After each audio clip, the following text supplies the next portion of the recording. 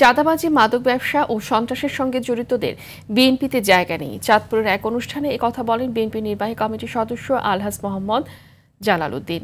ঢাকা সিলেট মহাসড়কে নরসিংদী জেলখানা সড়কে তাহমিদ চত্বরে করার কথা জানিয়েছেন বিএনপি যুগ্ম মহাসচিব খায়রুল কবির খোকন। ফ্যাসিবাদ বিরোধী শক্তির অনৈক্য গোপালগঞ্জের পরিস্থিতি সৃষ্টি করেছে বলে মন্তব্য করেছেন বিএনপির ভাইস চেয়ারম্যান অধ্যাপক নার্গিস বেগম। রাজনৈতিকভাবে দেশকে অস্থিতিশীল করার ষড়যন্ত্রের প্রতিবাদে কুমিল্লায় বিক্ষোভ মিছিল করেছে যুবদল।